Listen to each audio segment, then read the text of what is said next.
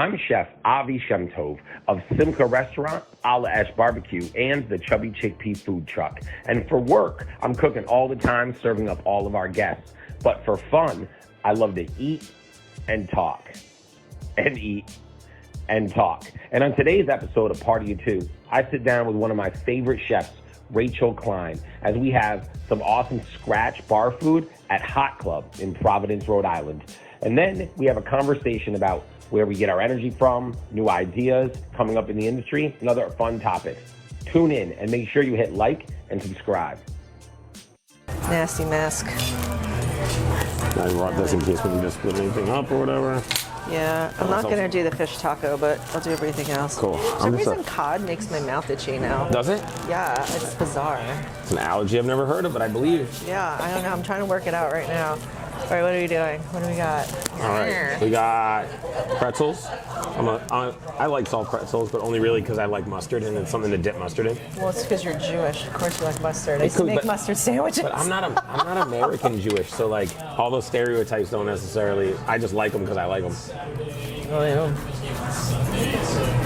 And we're eating a lot of Turkish food. Turkish food, I'm a big fan of. I had last night. It was good.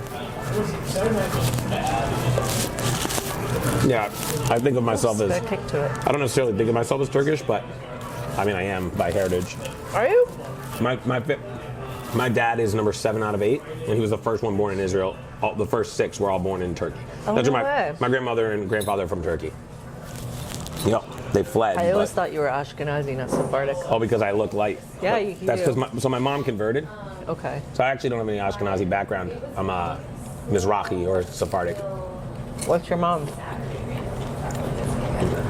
From upstate New York mix. So she's like Western New York mix, Polish, English, part Native American. All right. She's a little bit of everything. I'm trying to eat healthier. Yeah, I probably told you my Josh Smith story. I probably told it to you like 30 times. Oh, I love him. First time I met Josh Smith, it was because this guy who I'd met through like this random business thing suggested I sit down with his friend. Josh. So this like old Jewish guy who like wanted to invest. This guy wanted to talk to me about like being like my money guy, which like I don't. Which is I own like, all my stuff. Recent. This was like this had to be like 7 years ago. So we sit down and he starts ranting to me about how he wants me to close everything I have. He wants me to go to New York with him. He wants me to just walk the streets until we find a concept we like, and then he wants to open that. And I'm like, why do you need me to do that? You go do it yourself. So then one thing he says is he's like, have you met this guy Josh Smith? And I was like, hadn't heard Josh's name yet. So I reached out to one of my friends who lived in Walton. I knew he would know him. He's like, yeah, he's a pharmaceutical sales guy. So he's like, I buy a lot of catering from Josh. Give me a minute. He calls me back. He's like, Josh will meet us. He closes at 7. He'll meet us at 7:15 at his place next Tuesday. Yeah. So I go there. Is that Moody's? Yeah, it was at Moody's. It was like right when they were early. So actually, we had to wait on Josh for a sec. He was on the phone. He was closing the deal. He gets off the phone. He's like screaming and yelling about they just agreed they were going to take the space next door for back room. Yeah. So I'm sitting there with Wayne, who's like just an awesome dude. He brings like a couple heady toppers up from the basement, and he just sits down, Josh, and he starts talking, and he's like, Avi, he's like, people love my meatball sub. He's like, you know why people love my meatball sub? I said, why do they love you? I said, because it's awesome. He goes, well, it's because like we ground our own stuff. I know all this. He's like, we put this cheese aside. We put that aside. It's all the scraps. Right, and he's like, once a week, I put it all together, blah, blah. And then he goes, it's like mostly sausage. And so then he goes, he goes, this guy tells me like, oh, I love your meatball sub. He goes, that's not a meatball sub. That's a fucking sausage sub. That's why. And he like he's just so animated. And I turn to him and I'm like, yo, have you ever seen Eastbound and Down? Mm-hmm. You are Kenny Powers. And he goes, Kenny Powers? I fucking love that guy.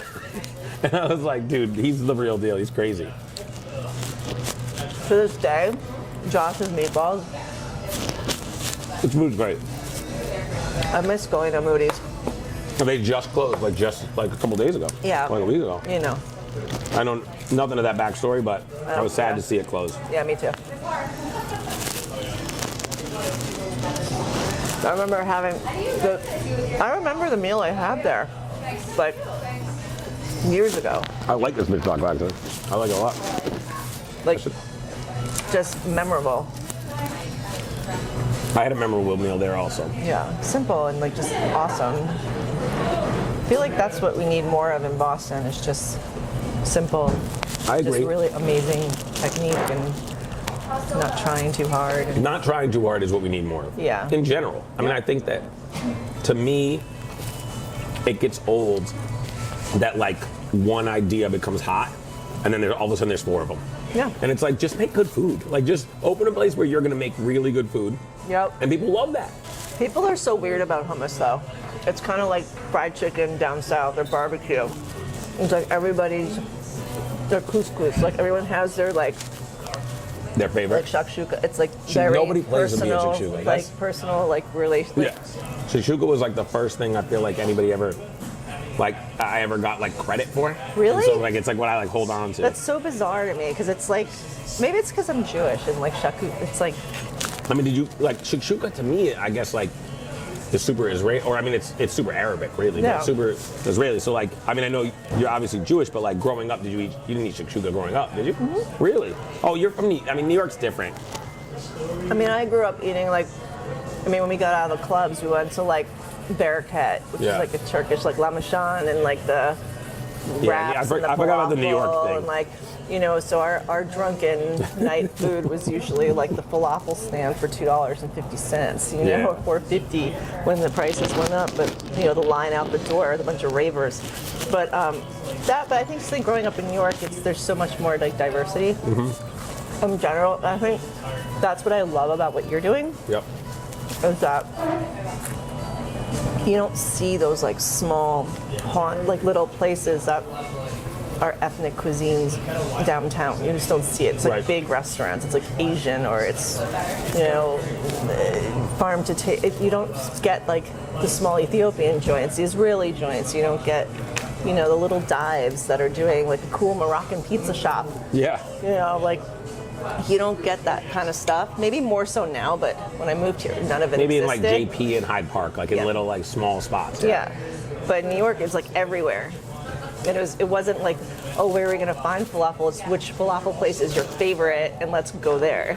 Yeah, I mean, New York's just different. My father-in-law, they still live, I mean, they live in northern Jersey. Yeah. And he's from Yonkers. We always. Yonkers. Yeah. When I met him, and I found out he was from Yonkers, DMX was from Yonkers. And he used to yell, "Why-O?" It's like, whenever he talks about where he's from, I'm always like, "Why-O?" I make my daughter listen to DMX. My husband's like, stop. DMX is aggressive. Bad influence. I like DMX, but I'm a child of like, you know, 80s and 90s hip hop, so. I love, like, mid-90s hip-hop is my sweet spot. When, like, I mean, when DMX was dropping 2 platinum albums in 1 year, I was, like, in high school buying that as a burnt disc from, like, the kid that would sell them for $2. Yeah. You know? So you went to Rhode Island before Boston. Mm-hmm. Why'd you go from New York to Rhode Island? Was that school? No, 9/11. 9/11 happened, and it was just, I don't want to say it took the wind out of my sails. It was just, you know, I watched that happen pretty close. You know, I smelled it every day. I watched the towers come down, not on TV, like on my roof. Like, it's just, I think, you know, my dad worked in the World Trade Center. He wasn't there, thank God. But, you know, it's just, I felt like I needed a break. And I also thought that, you know, for how amazing the city is to be like so large and have so much opportunity, you also can get lost in such a large city.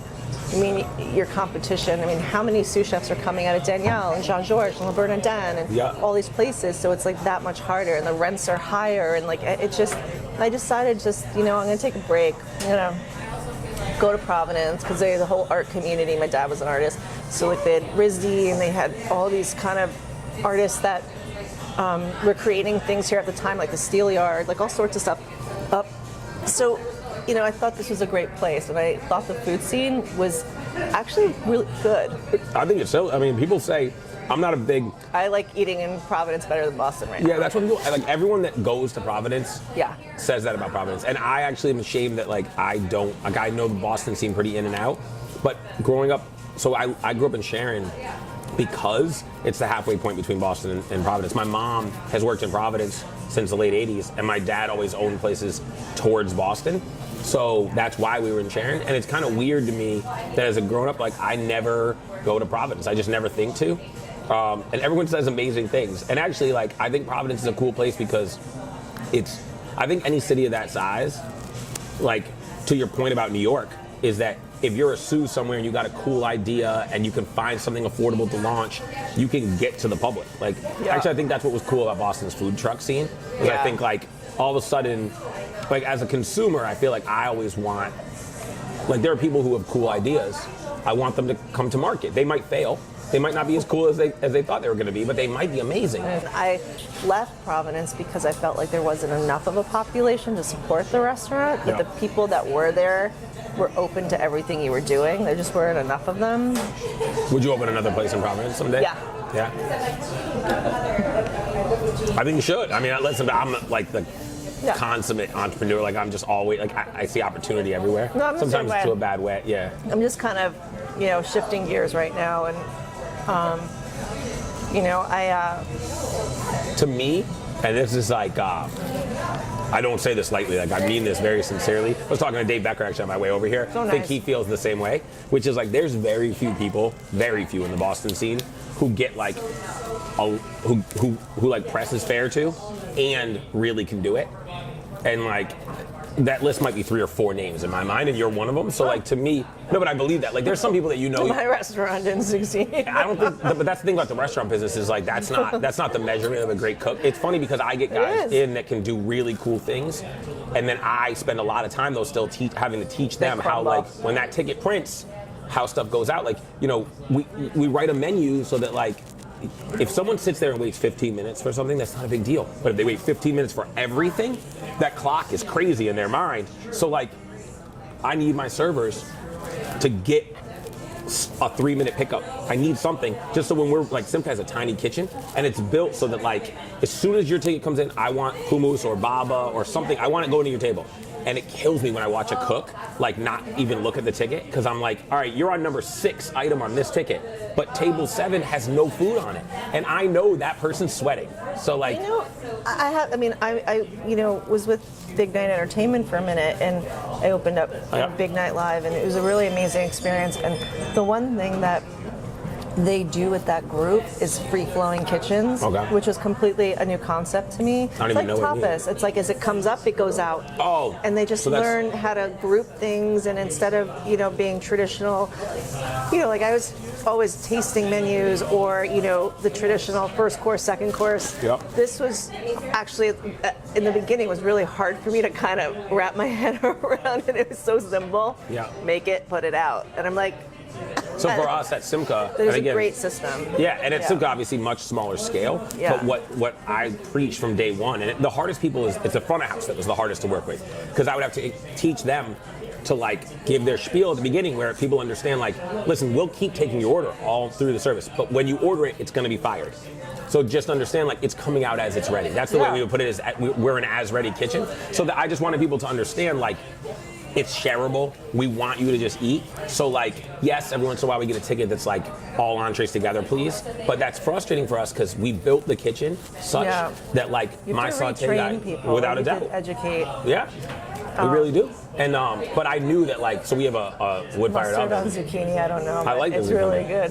So we have, like, a wood-fired oven, and my whole thought was, like, okay, that kitchen's so small, but I can fire a third of the menu off of that. So I didn't want to have to match them. I love your little setup with Simca. It's cool. It's small. It's cool. I think the pita is really dope. Yeah, thank you. And then, so since I took Ala Esh, which I really took over, so I took over that deli just specifically so that I now have the U around the barbershop. I haven't been there. Yeah, so I have the smoke, like the barbecue joint. Then I have a back dining room in between the two now, and then I have Simca, and so that allows me to, like, kind of, like, even just from a prep standpoint, like, we have a little bit better space. It's a little bit. I actually want to talk barbecue with you. Yeah. Here's what I'll tell you about barbecue. Like, if you ever dug into barbecue, and not everyone's mind works like this, but I know it would for you. Like, there's things that you would do better than somebody who's already doing barbecue well because you understand food. So for me, for example, like, once I learned, like, how a brisket cooks and, like, what's happening to it, we started to do things in our systems that were things only we were doing, and they made it better and even more consistent. So are you putting, like, infusing, like, Arabic, let's say, like, Berber spice or stuff like that into your barbecue? Yeah, or, your rubs? So the thing I would say about, like, I'm weird about spices. All of these, like, blends that, like, we talk about here are, like Ras Al Hanout means, like, spice of the house. Yeah. So it's funny because, like, now we commercialize it and sell it here. Like sesame and thyme, like, Right. whatever. And so, like, we have, I just, you know. Well, it's Zatar. What am I Yeah, talking Zatar. about? But Mediterranean spices, though, are, like, spice blends I just grew up with. So, yeah, what's cool about barbecue, and this is what I wanted to show with Al Ash, was, like, barbecue and Israeli cuisine blend really well because most of the spices are the same. I remember to this day, I still remember this whole chain on your, I don't know if it was Instagram or Facebook, about when you opened Simcha, and they were like, what, shellfish, what, pork? And I remember saying something on there and being like, just do you, like, screw these people. Like, it's your interpretation. And I'm sorry, I know tons of Israelis who aren't kosher, and there's so many, they're traditional, and like, I think, you know, I did. So I do a lot of, pre-COVID, I did a lot of charity work with an organization called Shalva. Okay. And it's a huge hospital in Israel for children with disabilities, and it's amazing. So I would be the chef at their fundraisers, you know, and they were all kosher, and the rabbi would be there. And, you know, we did one at Cirque before it closed, and then, you know, I'd fly down to DC, and it was really fascinating because being a Jew, I had, and Reform, but growing up, like, you don't eat, like, we didn't grow up eating milk and meat. We didn't grow up eating bacon. But I didn't have two sets of silverware. I didn't have two sets of dishes. I didn't eat kosher food. It was like kosher style. But then we'd go out of the house, and my mom's like, "Oh, I want a BLT," you know. And my dad was like, "Oh, maybe I'll have a cheeseburger." That's how I was raised. And by the way, we did have, the weirdest thing is we had two sets of plates. But not two sets of silverware. Oh wait, no, we had two. Yeah, but we didn't have two sets of silverware. We had dairy, and we did dairy and meat. Oh my God, what am I talking about? But not two sets of silverware. We had silverware too. It was so weird. But we did have like two dishwashers, the whole 9 yards. And so I think like the whole kosher kind of food was just so, it was just very eye-opening when he was like, no, it's black and white. Yep. And I was like, yeah, and for me, he's like, you're not kosher. Right. I was like, okay. And for me, like when customers ask me, like, would I go kosher again? I would tell them no, and they get offended, and I'm like, here's why. Because having done it, I have so much respect for the black and whiteness of it that I don't want to try to find creative ways around it. I don't dig the, like, there's a rabbi who I really respect out of Providence, actually, who certifies like places like Clover and stuff in Boston. And my whole thing is, it's like, very hard to maintain the right way. And the thing is, expensive. He's sort of just like co-signing places that are vegetarian.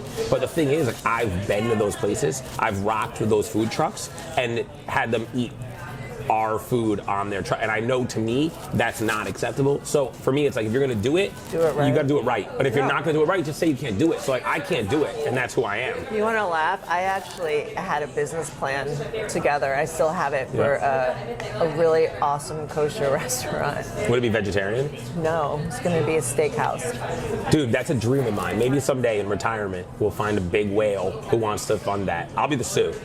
I'd be happy to do that. I've always dreamed of working with somebody more talented than me. Oh, shut up. No, I have. I mean that sincerely. By the way, so you said as a woman. Hey guys, it's Avi. Thanks so much for watching this episode. And if you don't mind, go ahead and hit subscribe, hit like, and then hit that bell for notifications. We appreciate your support on the channel.